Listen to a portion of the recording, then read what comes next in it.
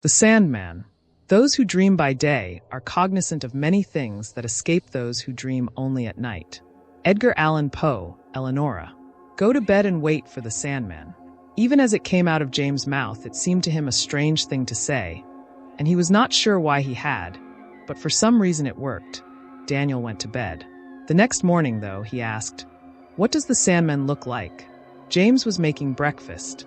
Daniel sat at the table, short legs swinging under his chair. "Nothing really," James said. "It's just an expression." "What does it mean?" "Just something people say." He put a plate of eggs in front of Daniel and kissed him on the top of his head. He thought that would be the end of it, until he saw the Sandman for himself. He was getting ready for bed and stopped by Daniel's room to check on him while he slept, as he often did. It was such a routine precaution that when he saw a pale, naked man sitting on the edge of Daniel's bed, rocking back and forth, it took a moment for him to process what he was seeing. He reacted the way any father would, of course. He ran into the room screaming, and for a moment he thought about attacking the intruder. But then the man on the bed turned, and that's when James saw that it wasn't really a man. It was a pale, slithery thing, hairless and warped, its joints turned the wrong way and its body out of shape with itself. When it moved, it was like an insane marionette dancing on a stage. James froze. The skittering thing watched him. He felt spreading warmth, and he realized he'd pissed his pants. Only when he remembered that Daniel was still there in bed, staring at the broken-shaped thing sitting a foot away, did he regain the courage to move. He grabbed Daniel and ran. In the hall, he turned to see if the thing would follow them, but it didn't. For a moment it watched, and then, moving like a stop-motion nightmare, it crawled to the window and jumped out, leaving only the billowing curtains to mark its passing. James had trouble talking to the police. He reported a break-in, but when asked to describe the intruder, he didn't know what to say. How could he make the ordinary man in the blue uniform, sitting at his kitchen table, while two of his colleagues searched the house, understand a thing like he'd seen? He couldn't even understand it himself. To make it worse, Daniel's memory did not correspond to James. He described an ordinary-looking burglar. "A man in a mask," he said. James thought about it. Had it been a mask? No, it would had to have been a full costume, and an elaborate one, something like they would use for a movie. And that would not explain the way it moved. But in the end, he simply echoed his son's testimony. "A man in a mask," he said. "A burglar." The lie unsettled him almost as much as what had happened. The doctors said Daniel wasn't hurt and showed no signs of molestation. James was relieved. They stayed at a motel for a couple nights until they felt ready to come home. And then James had a new security system installed, along with bars on the windows. He didn't like the sight of them in Daniel's room, but it seemed like the only thing to do. James was frightened that first night back in the house, but Daniel, strangely, was not. When asked if he felt okay sleeping alone, he just said yes. In the end, it was James who found himself wishing he were not sleeping alone. He was up all night listening for the sound of anything moving in the house. Although he had convinced himself that his memory was faulty and that it had been a normal, albeit probably deeply disturbed, man in his son's room, when he closed his eyes, even for a moment, he pictured bloodless skin and a twisted, inhuman face. He found himself wondering, why my house? Why my family? He knew, of course, that there didn't have to be a reason, but still he wondered. 2 weeks later, Daniel stopped talking. James didn't notice at first. Kids went through quiet phases sometimes, but eventually he tried to get Daniel to talk, and he wouldn't. Eventually, it became clear that he couldn't. Back to the doctor they went. "Nothing wrong with him that we can see," was the diagnosis. "Was it the trauma?" James asked. "Could be," they said. "Sometimes these things come on late. Children can be a mystery even to those who know them best." They recommended a child psychologist, whom James couldn't afford. He could not, for that matter, even afford the bill they were giving him now. Nothing seemed to help. Daniel would write out answers to questions sometimes, but never more than a yes or no. When James would ask him what was wrong, or if he'd seen or heard anything that frightened him, Daniel would only stare. He seemed furtive and bemused. James found himself missing the sound of his son's voice. Sometimes he wanted to hear it so bad that he ached. But it seemed that Daniel would not talk again until he was ready. James had other things to worry about, too. He was convinced, beyond reason, that the intruder was not really gone. Though the alarm never went off and the locks and bars remained undisturbed, he was sure that he heard movement in the night. Not normal movement. It was a sound like a huge snake slithering through the house. When he heard it, he imagined horrible things. Nothing was ever there when he went to investigate, though he often thought he glimpsed something just out the corner of his eye. A pale foot or a misshapen shadow that would slink away as soon as he turned. He rarely slept, and when he did, he had haunted dreams. Soon he realized he had not left the house in weeks, except to go to the bank and buy groceries. He felt hemmed in. With Daniel acting mute, he hadn't had an actual conversation with anyone in weeks, so he called his mother. The connection was bad and her voice sounded faint, on the verge of being not there at all. "I guess I'm okay, Ma," he said, pausing to wipe the sweat from his palms, and then make sure he could hear Daniel playing in the next room. "But things have been a little rough. We had a break-in. Oh, how awful," Mom said. "Did they take anything?" "Nah, just ran off. It was weird though. I haven't really felt comfortable since then." "Are you still working at that hospital?" "No, Ma, I left last year, you know that." "Oh. Well, have you been getting out? What about that nice woman you were seeing last year? The one who played the piano?" James scowled. She was always asking that kind of thing. Didn't she know how hard it was being a single father? That he didn't have the time? He was about to say so when something made him pause. "Ma, is there anyone else on the line?" "I don't think so." James was sure he heard it, though the short, gasping sound of someone trying to hold their breath and failing. A cold feeling crept across the back of his neck. "You're sure nobody is listening on your other phone?" "Dear, there is no other phone. I'm on the cell. That's why the service is so bad." "Then what is?" James stopped. If the sound wasn't coming from her end, then. He dropped the phone and raced to the hall. The extension hung on its hook, undisturbed. Heart pounding, he hurtled into the garage. The spare phone sat on the workbench. No one was in sight, but could they have been? Could someone have been here all along, listening to his phone call, and then slithered away? Might they be here even now? The next day, he took out the extra phone extensions. He even filled in the jacks with rubber cement. Daniel watched him work, eyes curious, but James offered no explanation.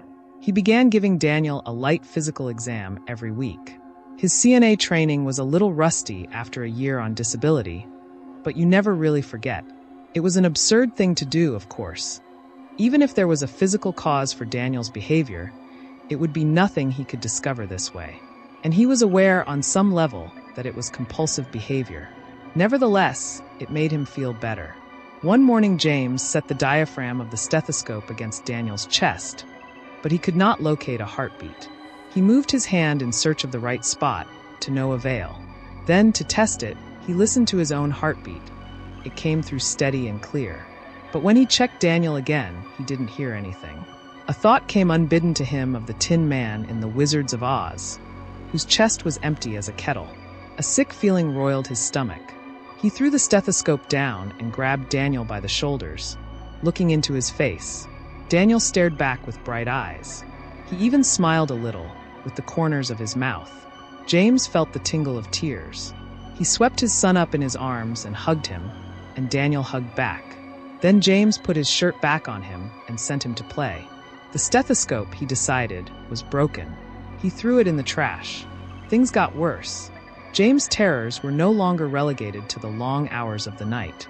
Now it seemed that some creeping, some skittering and scuttling, some unknowable noise in some dark corner or another, filled every second of his day.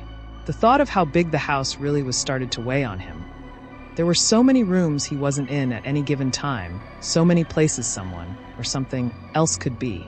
He imagined strange figures occupying the rest of his home when he wasn't around, melting into the walls or merging with the shadows whenever he turned on a light or opened a door. How would he know if they were there? How would he ever know? Soon he didn't even have to be outside of a room to imagine it. When he walked up the stairs, he pictured pale figures lurking beneath them. When he went down the hall, he pictured a crawling thing slithering behind the walls, shadowing his every step. If he sat too long in the same chair, he imagined that it was right behind him. And he was never comforted when he turned around and found nothing there. as he could only guess that meant it had moved, swiftly and silently, behind him once again. Wherever he was not looking right now, that was where he imagined it to be. He was losing his mind, he knew. The only thing that helped him cling to sanity was that Daniel seemed undisturbed. Other than his muteness, his behavior was perfectly normal, and whenever he seemed to sense that his father was troubled, he would hug him, or squeeze his hand, or even smile. Sometimes, when he left the room, James cried. One night, he found himself creeping around the house with no lights on at 2 o'clock in the morning. If the intruding thing had taken to violating his daytime activities, then he would get revenge by confronting it on its own terms. The night. And really, night was no more frightening to him now than day. They were almost interchangeable. He padded barefoot down the halls, up the stairs, in and out of disused rooms. Sometimes he stopped to listen, hoping to locate it by sound. It was a stealthy, creeping thing, he knew, but it was awkward at times, and it couldn't always keep its strangely shaped limbs from making their distinct, irregular footsteps. The smallest noise would give it away. There was one room he suspected it spent most of its time in, the spare bedroom. Not a bedroom at all, really, more like a closet just large enough to accommodate a bed, if one were so inclined. It was unpainted and uncarpeted and drafty. He'd always meant to fix it up. He didn't come in here very often because he disliked the bare, unused look of it. It made him think of a partially dissected corpse. He came in now, though. If the thing made its nest any one place in the house, this would be it. Of course, there was nothing there now, but that didn't mean there was nothing there. He cursed, running a hand through his sweat-damp hair. What was he missing? How did it hide from him? What was its secret? He peered into the room's empty corners one by one, getting his face a few inches from the plaster and floorboards so that he could be certain that there was no space for it to conceal itself. The light bulb flickered. He froze. My God, he thought. It's on the ceiling. He pictured it crawling above him like a huge, pale lizard. That's how it gets around, he thought. That's how it escapes any time I should have it cornered. It just scuttles up the wall and hides right over my head. He imagined it dangling down behind him like a spider. If I turn around, he thought, it will be there, hanging with its face right next to mine. He held his breath. He did not want to turn around, but he had no choice. It was between him and the door. With a quiet sob, he rounded on his heels. Of course, he was alone. There was no man on the ceiling. He checked twice. Maybe it crawled out and was waiting for him in the hall. But when he checked there, the coast was once again clear.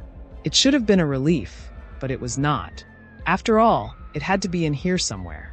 If the ceiling was not its trick, that just meant it was something else. Something even more strange, even more clever. He went to Daniel's room. He had not stopped checking on him at night, like he always had. This time, though, rather than open the door, he listened at it first, pressing his ear against the grain of the cheap wood and holding his breath, terrified that he would hear a skittering sound on the other side of the barrier. What he heard instead shocked him more. Daniel was talking to someone. James recoiled for a second, and then, when he'd caught his breath, he all but kicked the door in. Daniel was already awake, indeed, sitting up in bed, but he was not saying anything now. The light flashed on and James stalked halfway into the room before stopping, suddenly torn. What did he want more? To confirm that his son could speak again, or to find whomever he was speaking to? The creak of a door hinge settled the matter for him. He ran to the closet and threw it open. There was nothing inside, or at least, nothing that shouldn't be there. He swept aside clothes on their hangers, but nothing was hiding between them. Then he dragged the toy box out and emptied it into the floor. Nothing. He combed along the bare walls and floor, and, yes, the ceiling, pushing aside every last bit of rubbish and stray knick-knack, so that he could be sure, absolutely sure, that nothing was hiding. All the while Daniel watched him. After a few minutes, James was panting and covered in sweat, and the closet was bare, and there were neither intruders nor answers inside. It struck him as funny somehow, and he started to laugh, very quietly. He kicked his son's toys out of the way as he went to sit down on the bed, dazed. He became aware, all at once, of several things. First being that he had not slept in days and was nowhere near his right mind. The second was how close he'd come to really losing it, for good. Tomorrow, he decided, they would both sleep until the afternoon. And when they did wake up, he and Daniel would get out of this creaky old house. No more staying cooped up like prisoners, and no more checkups, and no more dreams about monsters. He would even take the bars off the windows. It was time to get back to living like real people again. It was time to. James saw it when he brushed a hand through Daniel's hair. He pulled Daniel, a little too roughly, closer. His son acquiesced to the examination without fidgeting or complaint as James pawed the side of his head, hoping that what he was seeing would somehow stop being apparent. He stared and stared until he ached from not blinking, but there was no denying what was right in front of his eyes. Daniel was missing an ear. No, he realized with mounting nausea, both ears. There was no injury, no incision, no mark where they should have been, simply smooth, blank flesh.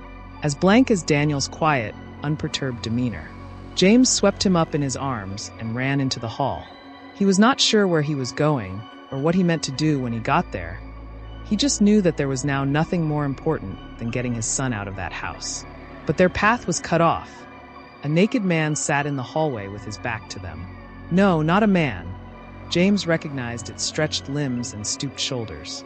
The pale thing squatted on its haunches, rocking back and forth like it was palsied. It almost seemed to be in pain. James hugged his son closer and backed away. Then he heard Daniel's voice, Daddy-E. James turned to Daniel, and he heard the voice again, Daddy-E. But Daniel's lips hadn't moved. James looked back at the hunched figure. Its head jerked when it talked like a tick. Hello, Daddy. James' mouth went dry. It took several tries before he could speak. Don't call me that. It is this voice's name. For you. Go away. Leave my family alone. But I am. Your family. The longer it talked, the more the voice became distorted and blurred.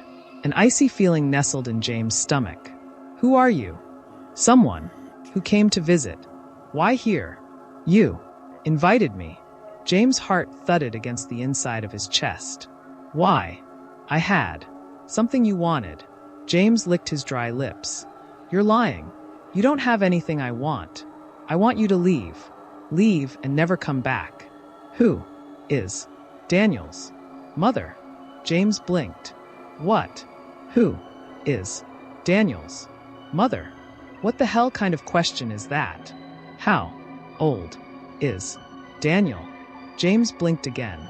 The thing's voice caused a pinching pain in the center of his forehead. Stop asking me these things. When? Is. Daniel's. Birthday. I don't know. What? Is. His. Middle. Name. Shut up. What? Was. His. First word. I said shut up. James wanted to tear the thing apart with his bare hands. Only the heaviness of Daniel in his arms kept him where he was. You were. Alone. You wanted. A son. So I made one. For you. James' hands began to shake. That doesn't make sense. Made out of what? Out of. Myself. James' stomach turned over. But now. I need those parts. Back. Daniel picked at James' shoulder to get his attention. Something was strange about Daniel's face. Danny? Open your eyes. Daniel scrunched his eyes shut tighter. Open your eyes. Danny? Danny. Open your eyes. Open your eyes. Daniel shook his head, trying to refuse, but he couldn't hold it forever. Eventually his eyelids flicked up and James saw the truth. Daniel's eyes were gone. James almost dropped him. For a second, he wanted to throw his son down so that he could stop looking into those empty holes in his face. Daniel opened his mouth as if to speak, but of course he had no voice. He is coming back. To be part of me. Again. No. No, no, no, give him back, give him back. I cannot. It has been too long. I warned you. This would happen. You're lying. You're lying. You're a fucking liar. Give me my son back. Give him back. I do not lie. I warned you. He could not exist forever. But you do not remember. You can only remember what I want you to. You forget all the times we have talked. Daniel felt like a doll or an empty bag. His hair was falling out, disappearing before it touched the ground. His hands vanished into his sleeves and his feet rolled up inside his pants cuffs. James cradled the tiny, shapeless thing. Tears streamed down his face. Soon he held a pile of empty clothes, and then those two were gone. He looked around the house. Toys disappeared, photos vanished from their frames. Daniel's little shoes were no longer by the door. James turned toward Daniel's room and confronted a wall where the door should be. He groped the blank surface, fingertips scrambling. He hit his head against the wall. The pain didn't feel real. Why did you do this? It was what you wanted, and I learned so much. This is impossible. People will ask, people will wonder. The police, the hospitals, the people in the neighborhood. They have already forgotten him. They only remembered what I wanted them to. Like you. James pressed his hands to his aching skull. Will I at least remember him after this? You can try, but your mind will fail you.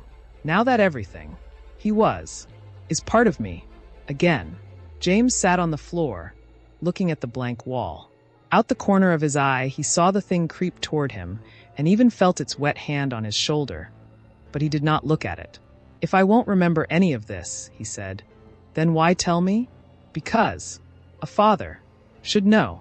And then James was alone. Abigail worried about James sometimes. When they met a year ago, he said that he'd never been married and he'd never had kids. But there was a certain pained expression he assumed when he said the last part. Abigail knew that look. She'd met parents who lost children before. You learned to recognize it. And there were other things about him that worried her too.